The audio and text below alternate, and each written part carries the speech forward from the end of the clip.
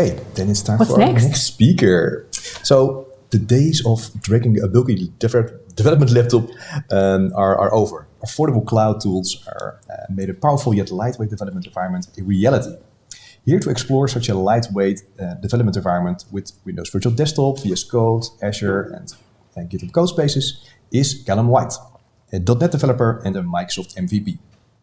Callum loves organizing community events, from local meetups and hackathons to global conferences and roadshows. He is an active contributor to open source projects, a regular speaker at tech events, and as well a co-host of weekly YouTube series Umbra Coffee. Welcome, Callum. Oh, we can't hear Callum yet. Yeah, hey, yeah. There you go. There always have to be a first one who's on mute, so it's okay. Yeah. It's not an online conference when there is not someone who has to come off mute. Did I get the points first? You're on mute of today. Exactly. Yeah, we have a bingo card here, and you're the first one. So thanks for those points. Fantastic. Loving the seasonal background, by the way. Oh, nice. Yeah. Well, yeah. I can't take any credit for that. That was entirely my girlfriend. And I'm loving that we've got Bit and Octocat in some winter wear as well. Exactly. They need to stay warm. Yeah. It's very important because it's a bit chilly here. So, yeah. Okay, we are ready for your talk, Callum. Please go ahead. Fantastic. Hello, everyone, and thank you for having me back at the Virtual Azure Community Day. This is my second one. It's great to be back. And as Mark said, I am going to be talking about breaking up with your dev machine. This is a sensitive topic for people because for developers, a laptop or the computer that you do your day-to-day work on is, it's a core part of your life. So we're going to talk about kind of maybe changing some things up and what the future holds for us as developers. Who am I? I'm Callum. You can find me on Twitter. I'm a Microsoft MVP and an Umbraco MVP. It's an open source .NET based CMS. I run my own company here in the UK. I'm a .NET developer by trade.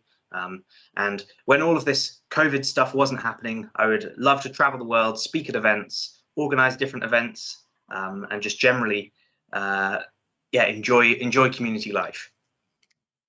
So for those of you who have maybe been coding a while, it might be that you started coding on a machine like this, maybe an Apple II or a ZX Spectrum or one of these kind of machines from the 80s. And this was a fantastic machine, a fantastic technological innovation. And then when we look ahead to, say, the 90s, you probably had a setup that looked something a bit like this, maybe running Windows 95 or Windows 98. And this may be been how you started learning to code, or you started your professional life. Of course, that's a whole 10 years later, and you can kind of see how things evolved. If we then jump forward to the noughties, you probably got a laptop, and you probably had one of these huge, chunky laptops that you'd get kind of back pain by carrying it around in a backpack. It was so thick and so heavy, and especially for developers, you get these beefed up laptops with extra memory, extra powerful CPUs, huge batteries in them, and it would mean that it would be even bulkier. This was always a challenge that I found carrying around laptops. If I travel a lot, I want something a bit lightweight and something that can go in my backpack, but also something powerful. And then kind of to present-ish day, where we've got things like the Surface Book or the MacBook Pro, which are, of course, fantastic, powerful machines. They've got super thin nowadays. Some incredible power underneath them, 12-hour plus battery life, really capable dev machines. Now, of course, it's totally up to you what you decide to use as your dev machine. For me, this is kind of a perfect choice because it's something that I can carry around and I can, feel comfortable with.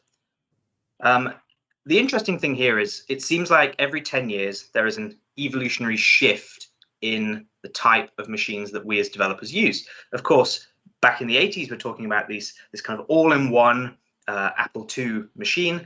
Go to the 90s and you've got huge, bulky desktop machines that you wouldn't dream of kind of dragging anywhere. They're too heavy, too big. Go to the noughties and you've got, chunky laptops. And this was when we were starting to see the value in portability. And then the present day where we've got these ultra thin, super portable machines. So every 10 years, we're having this kind of change. Perhaps we could say breaking up with our previous way of working. And we're about on the cusp now of a new change. So let me just go through my current setup. I run a 2018 MacBook Pro. It's got a 4.1 gigahertz i7, 32 gig of RAM. I really, really like Mac OS. And as a .NET developer and someone that works with Windows, that's a bit challenging. So I run a boot camp partition. This allows you to run Windows on a Mac. And I've installed VMware to have some virtualization there. And I can set that VM up so I can run it side by side with my MacBook, meaning I can do my kind of emails and my day-to-day work on macOS, but my actual coding and all the stuff I need to do on Windows. The primary reason for a lot of this is because I still work with a lot of .NET framework stuff, and despite that being, deprecated now, unfortunately the world hasn't quite moved on all the way there yet. I'm hoping that as my work moves further and further towards .NET Core or .NET 5 and beyond, that I can start to reconsider whether Windows is actually part of my day-to-day working life. Of course, I use Visual Studio 2019 on that Windows VM. As I mentioned, .NET Framework, .NET Core. I have a SQL Server 2019 instance, which I run locally. That's really handy because then I can work offline. Whenever I've been traveling around to events, I like to be able to fire my laptop up, start developing on a project where I've got the database locally and I can run everything locally. Maybe I'm on a train or a plane that's not going to have Wi-Fi or any kind of reliable internet connection. So this has been a really important part of my workflow. Of course, for connecting to infrastructure and stuff, I have a VPN that I connect to. I use Azure for most of my hosting, and I use GitHub for my source control. I would say this is a pretty typical developer setup. Whether you're a Mac or a Windows user, hopefully this resonates. So where do we go from here? Of course, I'm pretty happy with my setup. It's portable. Like I say, I can jump on a train and continue working. I know others will prefer a desktop with multiple monitors. I don't feel like I need multiple monitors. I'm quite happy working off a single screen. And when I do, I've got an iPad that I use separately. So when I need a second monitor, you can actually use that as a second display. It's kind of convenient. I've geared my whole life up towards portability. Now, with the whole global situation going on and the kind of remote future that we're looking at, it really does beg the question, what happens to these computers? Are we going to move further towards have everyone having a bigger desktop, a powerful desktop machine in their homes because offices are no longer a thing? Or are we going to see actually people far prefer the idea of not being tied to anything? They want to be able to move. They want to, spend a month in another country and work remotely. Well, maybe a laptop is preferable there. Equally, you only have to look around at the news of the past, say, 2 or 3 months, where you've got Apple bringing out brand new state-of-the-art machines running their own silicon chips. And these things are absolutely blowing like some certain Intel machines out of the water in terms of performance, battery life, capability. Equally, even the iPad. The iPad over the past few years has become an incredibly powerful personal computer. You've got all these accessories now where you can clip on a keyboard. Of course, this has been the case for a while with the Surface Book too, with Surface and Surface Pro, sorry. So we're starting to get these far more portable devices, and they're becoming more and more powerful, but they maybe don't quite have the same experiences. Mac OS is, of course, a desktop class operating system. iPad OS that runs on the iPad is not. It's certainly kind of more touch focused and not necessarily the thing you'd think of when you go, ooh, I want to write some code. I need a productivity tool. So yeah, where do we go from here? This is a really interesting question. I think with the advent of certain cloud technologies and cloud just becoming ever and ever more present, we're going to start to see the developer machine becoming less relevant. Gone are the days where you have to carry that bulky, powerful machine around, and you'll actually just have access to those, all of that power at your fingertips. It will be something that you can just boot up and kind of get on your way. I like the idea that maybe the gateway into all of that is just some kind of shell device in future. It's an iPad with relative amount of power, but the experience is all powered by the cloud. So today, I'd like to show you some already existing solutions for ways that you can get up and running in a virtualized world, using maybe a lower powered machine as your primary driver, but having all of this power behind you in the cloud. Like I say, my requirements are really that I want something powerful. I want something lightweight so that I can travel easily. It can fit in my backpack, and so that I can work anywhere. I do like working on trains and planes, so I do need a solution that's going to fit all of those needs. Perhaps I'm being a bit demanding, but there's definitely some solutions out there that are going to meet these needs, and let's have a look at them. So the first one I'd like to talk about is something called Windows Virtual Desktop. Windows, of course, people are familiar with, runs on single. You can install it straight on your machine, but you can also run it as a server. And enterprises have been doing this for a long time, where they'll have, say, a central server with all the storage and everything for the whole enterprise, a domain that you can just log into, and you can get access to kind of any machine in your organization. You can log on. That's all great, but traditionally that works for kind of single site or on-premise operations, whereas what we're moving towards is a more remote future. Through Microsoft 365, there is a service called Windows Virtual Desktop, and it allows organizations to spin up pretty large clusters of compute and use those as kind of their on-premise IT infrastructure, just all hosted in the cloud. They can have a domain, they can assign users to that, tell users what they can log into, they can make sure that they can roll out changes and profiles to all of those machines, so when a user logs in, they get everything they'd expect to be there. The benefit here is, of course, they can log in from anywhere they want. In fact, even more so with Windows Virtual Desktop, you can log in through the browser, and you can interact with literally your desktop through the browser. You can even use an iPad app to fire those things up. So you can do kind of pretty advanced computing just directly through an RDP type connection. They've also got apps, and apps are a way of running, say, the Office suite in the cloud, and you can then just connect to a single app rather than having to load and open up a whole virtual machine. This lives in Azure by default, and you can configure it all there. So I'm going to just quickly show you actually what configuring that looks like. So the Windows Virtual Desktop service in Azure, like I say, is primarily targeted at enterprises, but to be honest, you could use this with a small team as well. We'll look at the costs in a bit. So you have to create a pool, and all that a pool is a collection of virtual machines that you say, I'm managing under this big this virtual desktop environment. And it means that when a user logs in, they will be directed to any one of those virtual machines, and they'll have their own bit of dedicated compute power running on one of those machines. When you go in and you try to set up an environment, of course, you do the kind of usual stuff when you machine. You do the kind of usual stuff when you're setting up an Azure resource, give it a resource group, give it a name, and choose the region. Currently, Windows Virtual Desktop on Azure is only available in the US regions, but I'm sure it will grow as time goes on. And then you can set a kind of a configuration. If you set it to be pooled, that means that everyone that logs into your organization could use any servers. If it's personal, they're kind of allocated to a specific virtual machine. For now, we'll just choose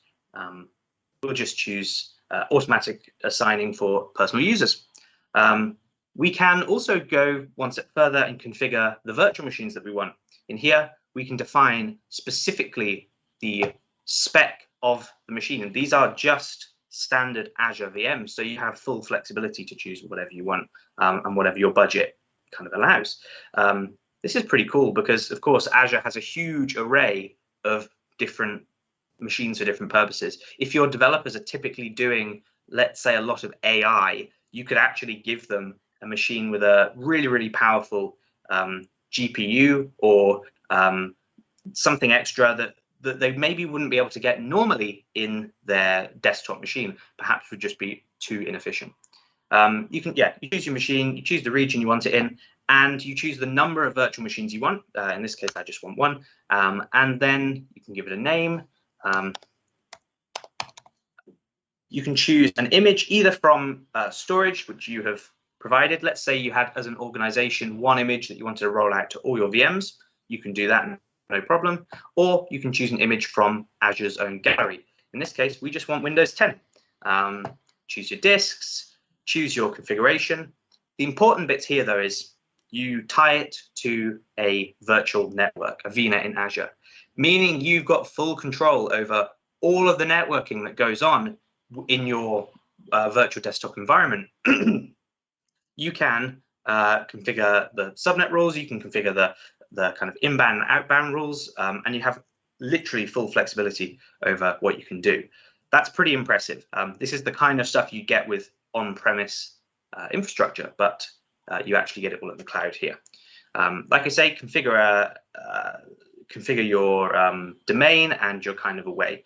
You can also choose how many users get assigned to specific get assigned to a specific VM. So if you want to make sure you're balancing the load across 3 or 4, you could say only two users per VM if you wanted, or you could ramp up the VM size and have far more powerful VMs, but with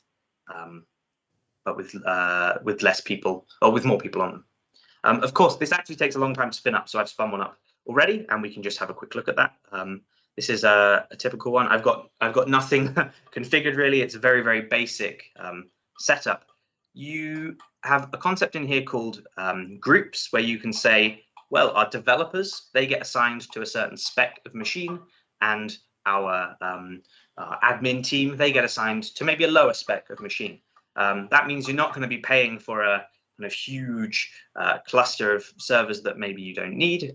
You can kind of balance that as you wish. Equally, applications are incredibly powerful tool. These are not virtual desktops. These are virtual applications that run in the cloud. Like I say, Microsoft Office or Outlook, tools that someone wants to be able to click a button and just pick up where they left off before. I'm going to quickly just show you the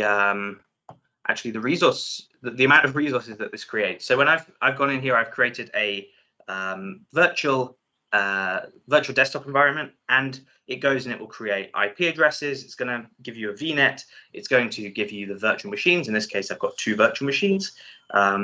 Each of those gets an IP. You get security groups for each of those. You can literally do everything you would normally do managing virtual machines on Azure, which is really, really cool. But they are just standard Windows 10 servers running in the cloud. As an example, let's say I'm a developer. I've got a Visual Studio solution that I need to run, and yeah, that's here. So I've got 2, in fact. I've got a .NET standard one, a .NET framework one, and a .NET Core one.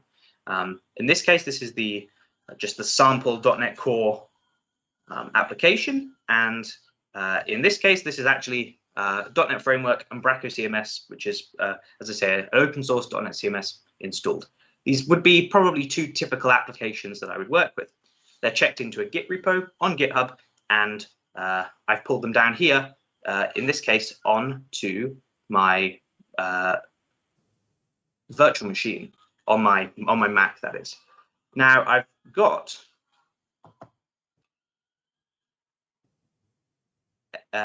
on my desktop, I have got oh, is that going to try and connect to the wrong thing there? Ha, demo gods fail. Give me a sec.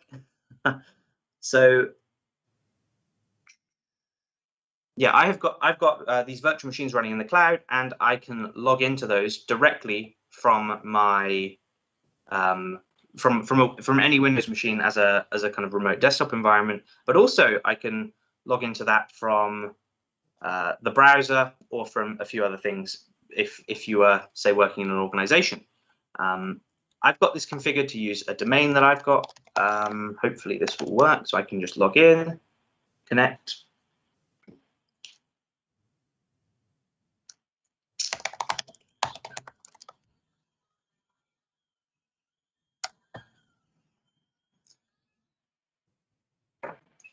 And great, so I'm logged into one of my pools of servers, and I have got here my environment already set up. I've got Visual Studio installed. I've got all the power you'd expect from Windows, but it's running in the cloud.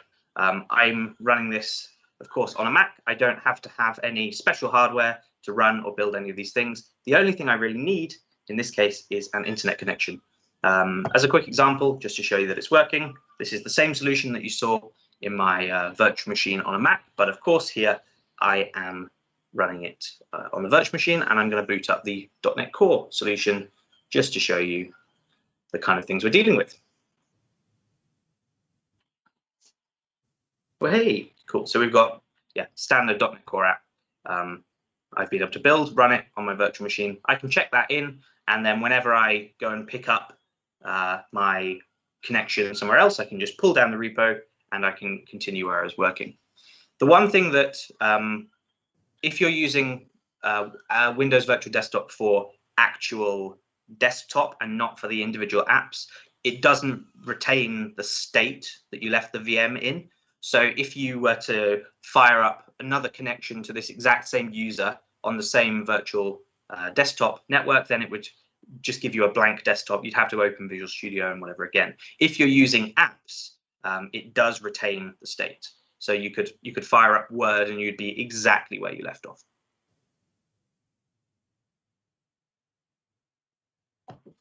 So like I say, this is pretty cool. You can access it from anywhere.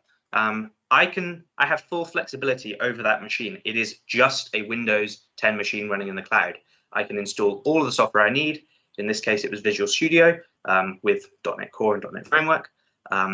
You can scale it elastically to your needs. So as I mentioned, you define the VM size, you say exactly how many users you want per VM, or even what type of user you want on each type of VM. The organization can manage this all centrally, so you don't have to worry about spinning things up yourself, configuring things yourself. Organization can roll out patches, security updates. That's pretty cool. And I think the really important thing here is they have full control over the network. Let's say you had a corporate VPN. Well, that can already be just tied straight into the VNet that you've got configured there, and you'll have access to any internal infrastructure you've got or any things that the VPN can access. There is a few downsides here, and for my use case, I don't think this is going to work. It requires a stable internet connection. So let's imagine that I have nothing but an iPad, and that's how I work. When I want to do development, I'd have to have an internet connection to fire that up. I can't start developing on a plane or a train. Trains notoriously have very patchy Wi-Fi, and planes, almost non-existent. The organization does have to patch these VMs and apply updates just like you would on any other network.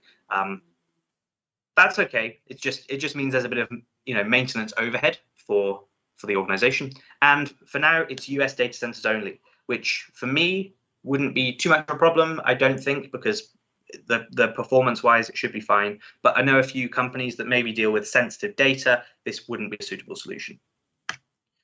Of course, the million-dollar question is, how much does this cost? Well, the actual Windows Virtual Desktop service in Azure doesn't cost a thing. All it is a management service.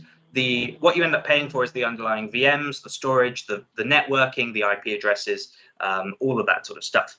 The base cost would be $70 a month for a pretty small virtual machine, 8 gig of RAM, and 2 cores CPU effectively.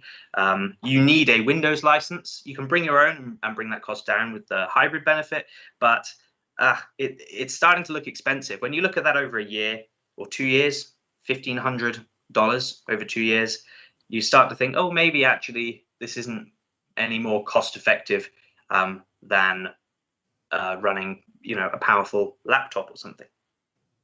Of course, you can scale this up infinitely. This is just the kind of recommended configurations that you might want to use, and multiple people can use a single machine, which is quite nice. My view is, if you are if you have dedicated workstations, let's say some lower powered desktop machines, as an organization, this is a great move to bring some extra power to those users, but you probably wouldn't want to use this as your daily machine if you were traveling around doing all that sort of stuff. So the next solution I'd like to talk to you about hopefully solves some of those problems, and it's something called Codespaces. Codespaces started life as a Azure DevOps service, as Azure DevOps Codespaces, or Visual Studio Codespaces, I think it was. And this allows you to spin up a VS Code IDE, effectively, on the fly. And you can access it in the browser. You can interact with your code, check out a repo, work almost as you would locally. It's very impressive.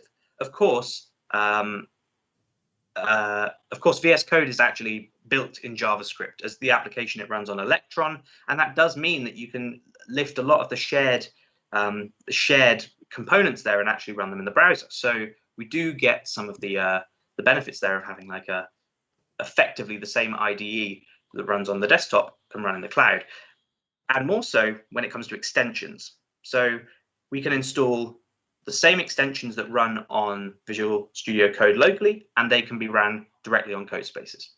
Codespaces is a GitHub service. It's currently in a preview, a beta that you can apply to, and I have a link for that in a minute.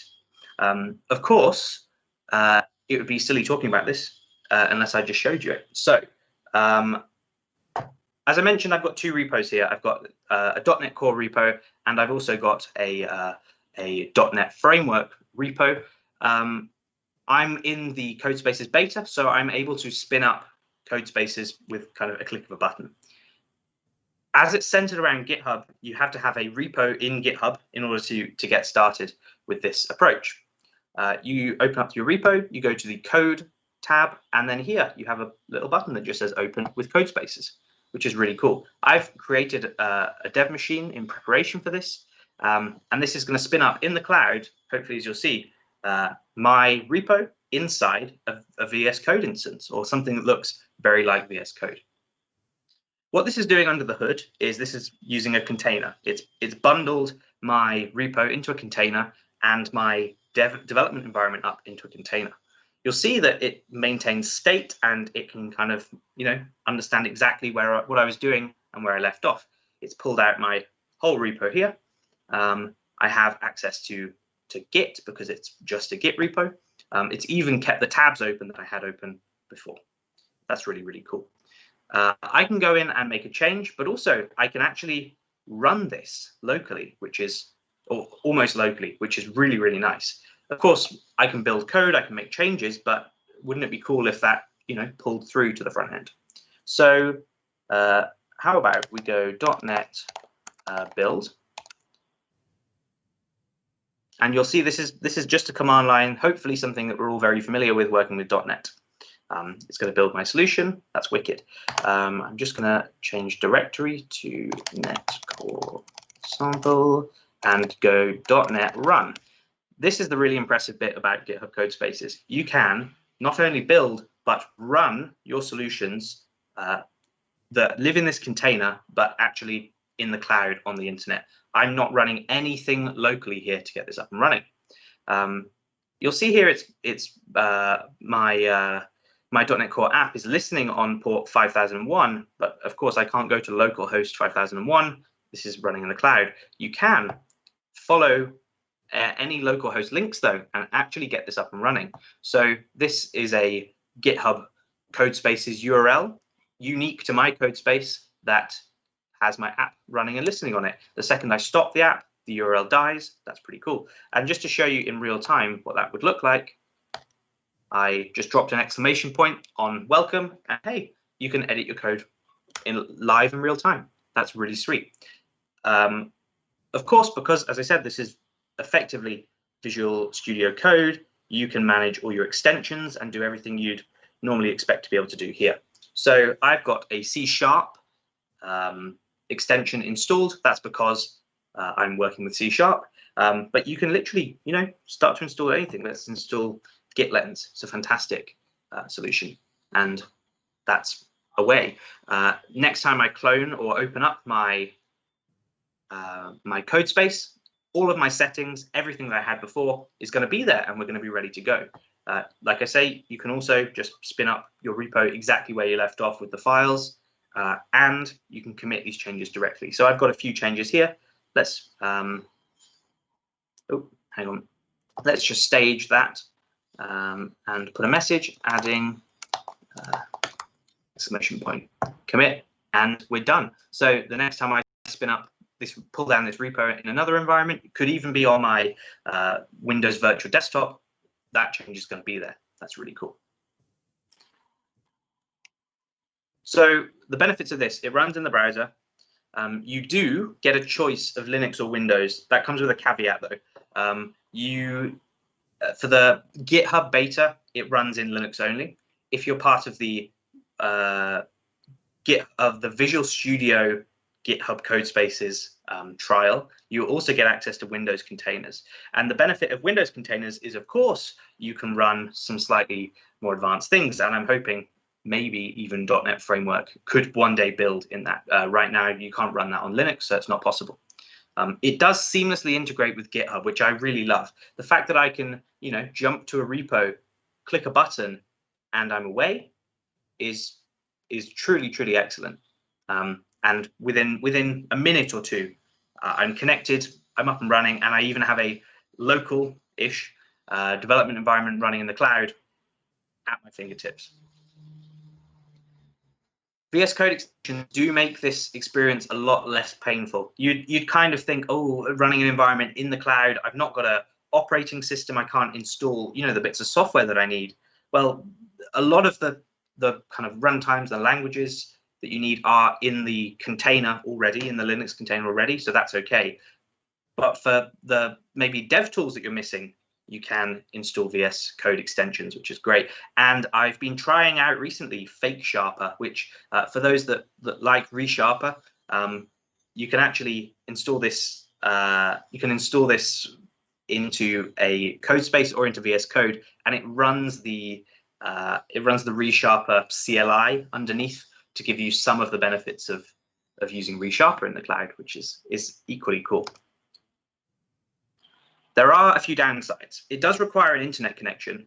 However, unlike with the virtual desktop, the internet can drop in and out, and it sort of self-recovers. So every single file that you load up, when you click on it, it's going to do a request to GitHub to go and get that file, pull it down.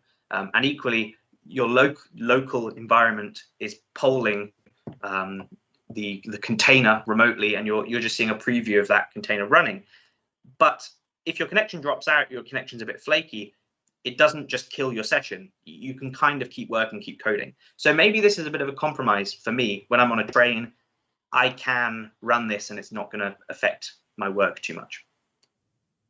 The other downside is storage. So you do have to be a bit careful about what you're persisting. Of course, if there's files you don't want to check into the repository, maybe a lot of temp data, those live in the container, and that's all great. If you destroy the container, you lose all of that. So you do have to consider that maybe you need some kind of storage service. And this comes hand in hand with the next point, which is if you have a database or any kind of external service you need to integrate with that previously on Windows you would have just installed, can't really do that here. You do need to use a cloud service. So for GitHub Codespaces, you would use, say, Azure SQL for your SQL databases. You'd use blob storage for your storage, and you'd keep that all outside of the container if you could. And then, of course, you are a bit limited to the platforms that it supports. Currently, I think it's only .NET Core 2.1 and .NET Core 2 and .NET Core 3 that it actually gives you. Of course, we don't have .NET 5 support yet. I mean, it's been 2 weeks. You need to hurry up on that. But yeah, you are slightly limited to the platforms that are included with these. I'm sure as the product evolves, goes into general availability, we'll see a bit more control over what you can actually configure a Codespace container to be. So perhaps we can put something custom in there. You can run Docker containers, so you could put a SQL instance inside a Docker container and run that in a Codespace. It's entirely up to you, but you are slightly limited to what the platform dictates because it's a managed platform. The pricing, it's about 10% cheaper than running a It's about 10% cheaper than running a virtual desktop instance, starting with 4 gig of RAM and 2 cores, going all the way up to 16 gig of RAM and 8 cores.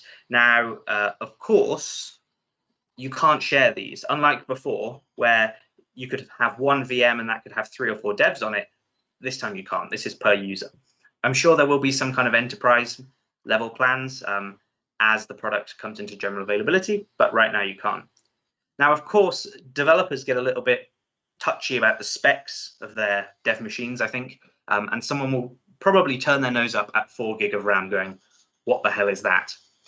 But there's a different way of looking at this, which is, like most cloud services, you aren't paying to run the underlying infrastructure. So where Windows might, take up 500 meg, a gig of RAM running on any server, or running on any PC, this doesn't. This is purely the amount of resource used to run your container, run your environment. So you don't need to worry too much, I think, about the specs. I actually think a 4 gig of RAM, 2-core code space would be ample for most average development, which is really nice. But of course, you've got options. Now, the final thing I wanted to talk about was something called, VS Code Remote. And this is one of the most promising and most exciting things that I have seen in a little while. VS Code Remote allows you to connect via VS Code to any container, SSH, WSL service. You can have tons and tons of different things you can connect to. And it makes the experience of developing a hell of a lot nicer. Rather than coding in the browser like you would with VS Code, with Codespaces, you can still use VS Code directly. They're also extending this to Visual Studio in one of the 2019 previews. If you've had a play with that, you can actually log into Codespaces directly through Visual Studio and create them and create Windows ones and do a hell of a lot more. So what does this experience look like? Again, just to refresh, we've got 2 repositories in the cloud. We've got a .NET Core repo and a .NET Framework repo. Oh, I think I might need to just stop whatever I had running. If that's it's still running. Cool. So I'm going to connect to the exact same GitHub Codespace, but I'm going to connect to it directly from VS Code on my local machine. Let's imagine that I have a Mac. I don't want to install any. Is it still booting up? I think it is. I don't want to install any frameworks or anything on my machine. I simply want to just connect, get up and running, and be on my way. In VS Code, we can do exactly that. So if you install the GitHub Codespaces extension, you can see all of your code spaces. In this case, I've got my my dev machine for my .NET Core. I click power, it boots up VS Code, and it opens my code space. You could, like I say, this can be any container really. It doesn't have to be a container running on GitHub's Codespaces. It could be a container running in Azure or that you have even on internal infrastructure. I can boot this up. I can edit my files. You can see it's got the exclamation point that I added a little bit earlier. It's even got the Git lens window that I was previewing only a few moments ago in my GitHub Codespace. And hopefully I can do my .NET build that I would have done before. This is going to do a build. And I can do cd net core sample. I can go .NET run. Yeah, it's failed because I, in here, need to kill this process. And it's being a bit weird. It's not actually, terminal, there we go, .NET run, net core sample, .NET run. Hopefully I can run this one still. No, I can't.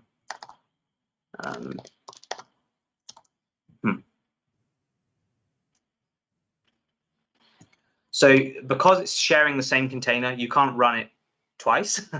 And I, for some reason, can't stop this one because it's probably because I killed the code space.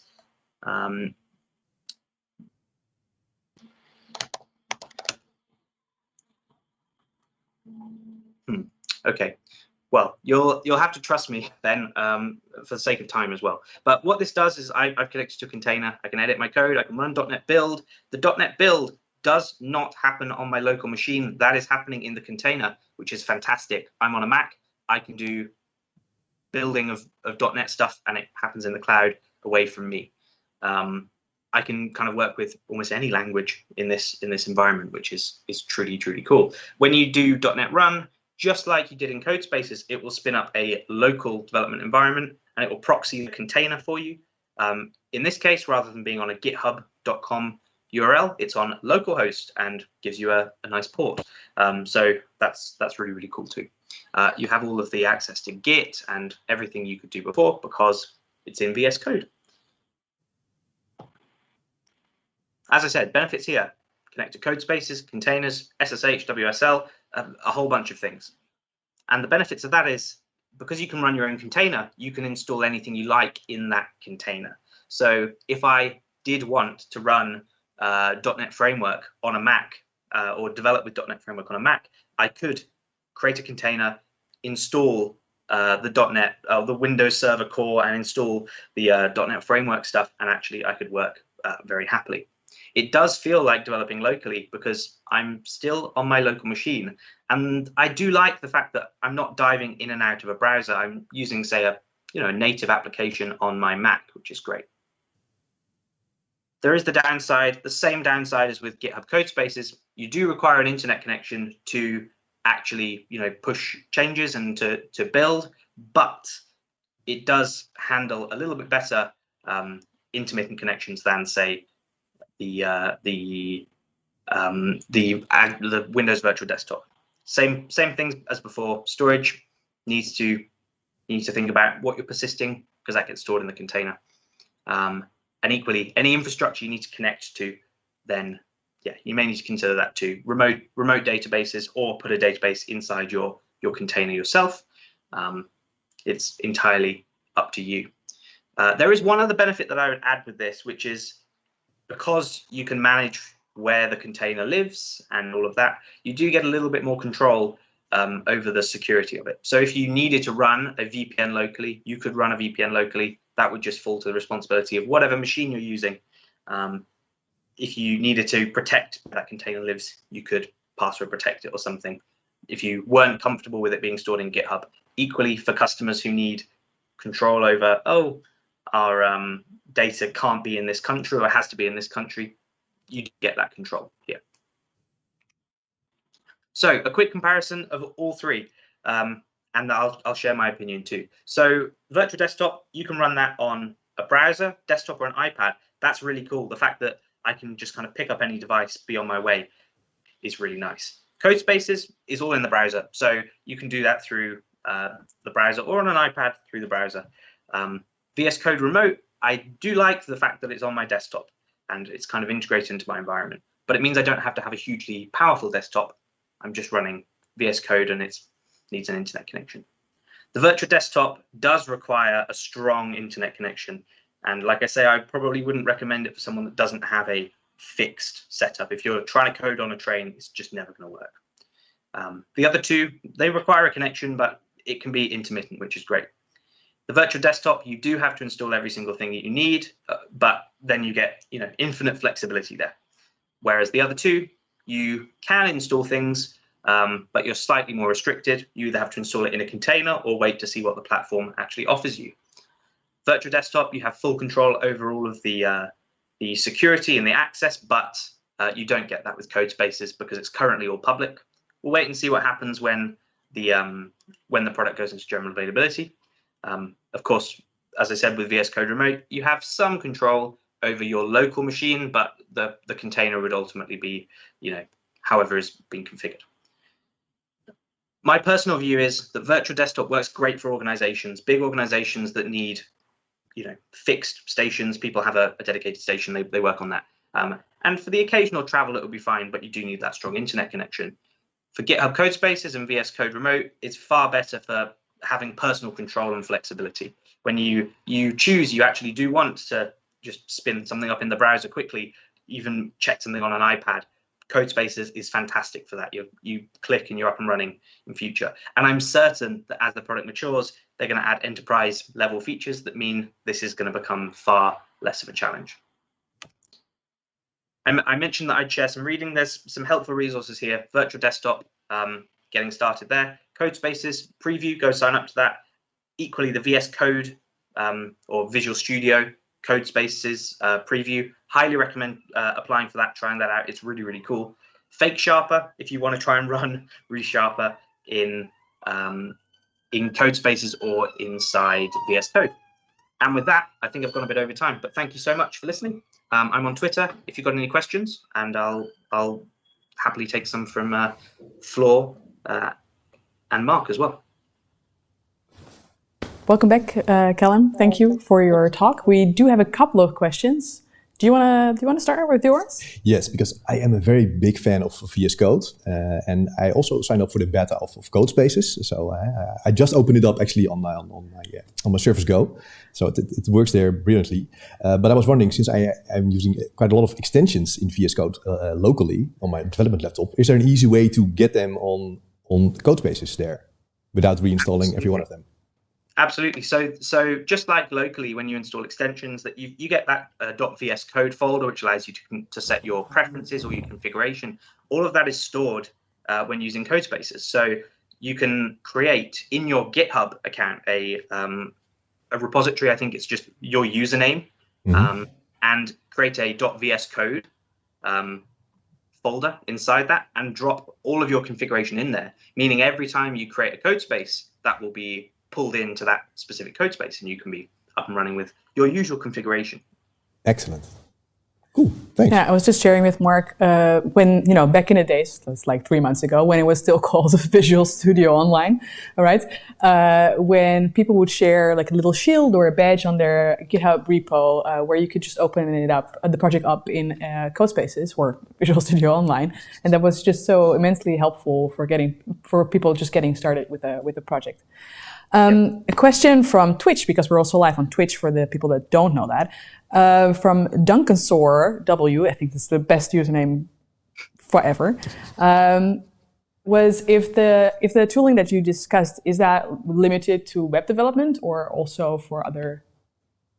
No, absolutely. So you could use this with virtually any stack and with anything. If you were just doing .NET services or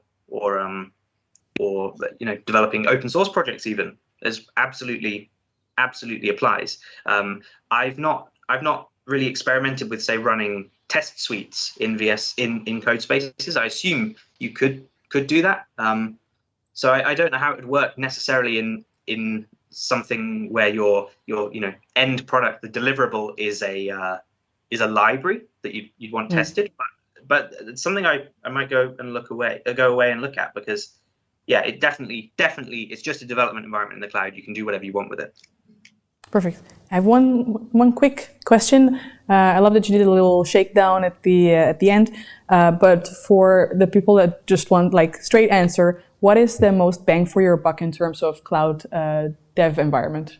Ooh, that's a great question. I think in reality, if you wanted just a virtual machine, then a VM in Azure would be the way to go. If you're working as a team, or maybe want something more lightweight, then Codespace is absolutely best bang for your buck. Awesome. Thank you so much. Yeah, thanks, Callum. Thanks for joining us today. Well, and on to the next topic, because we don't break, apparently. We just go. We just we label everything and we go. Very good. So in the current situation of working from home and being remote and having these virtual events, it's even more important to take great care of yourself and of each other, I guess, and maybe adopt other routines and patterns in that way. I work in a remote team, and so I'm really used to the whole, distributed working. But still, I think working remote in pandemic time is very different from working remote in a normal situation. I have picked up knitting. I think people saw it when they were following the stream for a little bit longer. Just sort of stress knitting. And you will not believe it when you see Mark right now. But I think until this year, you were completely oblivious to the greatest invention of all time, which is sweatpants. Sweatpants. True story. Yeah. You bought your first sweatpants this year, during which the I think, pandemic. oh my gosh. Exactly. Yeah, no, I did. I have heard about them. So I did know they exist, but I didn't think they were for me. So, but I was so wrong. I was completely on the wrong path for so many years. So I'm really thankful for all the people who said, "Oh, really? You should really try it." I'm happy you converted. Yeah, and now we even have a company-sponsored sweatpants. So yeah, that is great. Your company gets